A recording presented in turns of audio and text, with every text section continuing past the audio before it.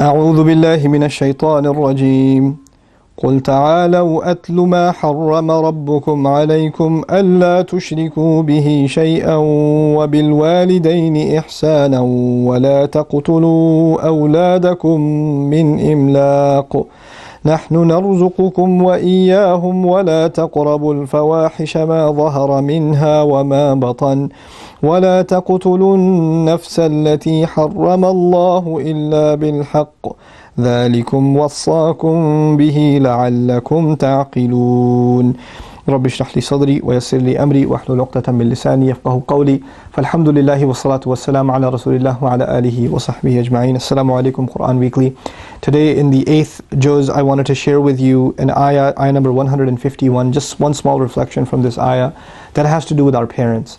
And I know Surah Al-Isra, Surah number 17, has just beautiful advice about parents, probably one of the most comprehensive passages in the Quran dealing with the rights of parents. But there's something about this ayah that really gets me. The ayah begins, قُلْ تَعَالَوْا أَتْلُ مَا حَرَّمَ رَبُّكُمْ عَلَيْكُمْ.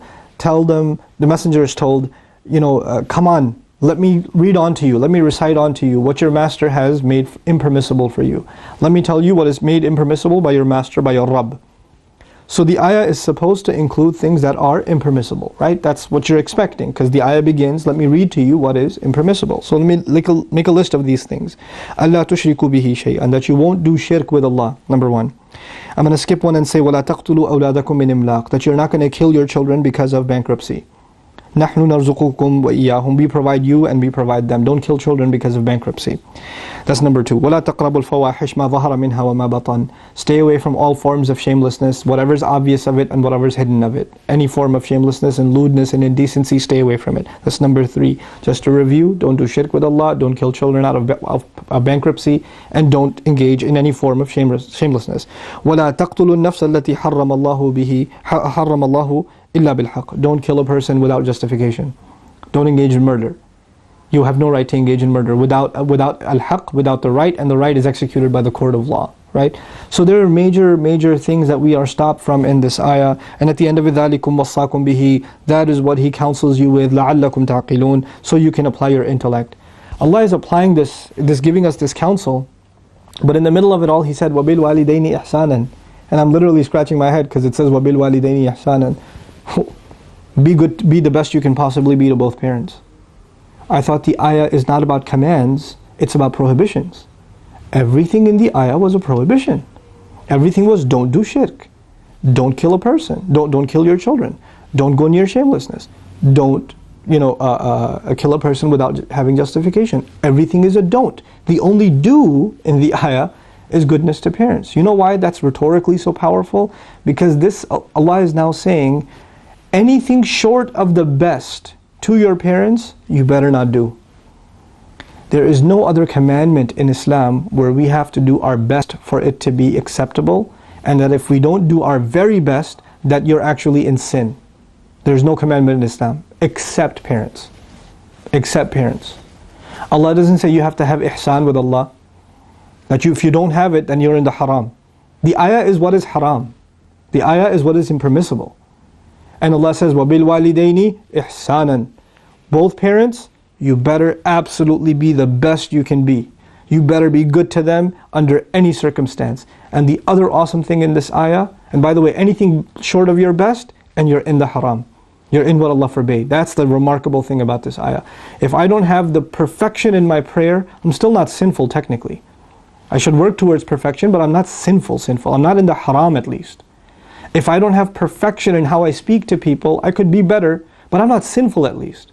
But with my parents, what about with my parents should be perfect? Like what verb is it? Speak to them in the best way, deal with them in the best way, give them the best kinds of gifts, be the most patient with them, show patience with them in the best way. Which action is it? Allah did not specify a verb. He just said when it comes to your parents, the best. Ihsanan, the best what? You know what that means? Don't think of a single thing that shouldn't be the best. There's not a thing you can think of that has to do with the relationship between you and your parents that shouldn't be the best. Your speech, your thoughts, your patience, your attitude, your body language, your gifts, your time, they should get the very best. And Allah, this is the form that's used in every language virtually when someone is really giving you instructions and they're like, I don't want any discussions, okay? So if I tell my children, silence, one word, done. Then I don't want any discussion, end of discussion.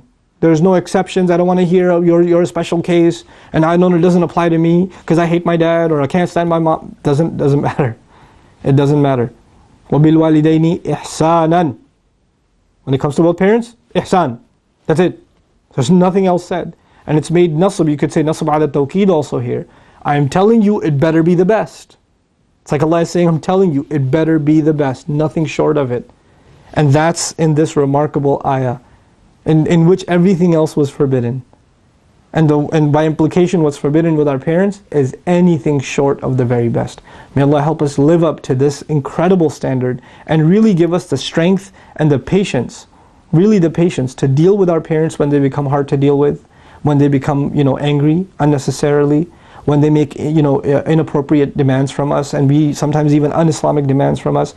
How are we going to navigate that? We're going to even navigate those situations with ihsan in the very best way we possibly can. May Allah give us the courage and wisdom and patience to be able to deal with those difficult situations with our parents, and may Allah forgive our parents for the mistakes that they make. Barakallahu li wa lakum. Wassalamu alaikum wa rahmatullahi wa barakatuh. Quran Weekly. No, absolutely not. Absolutely.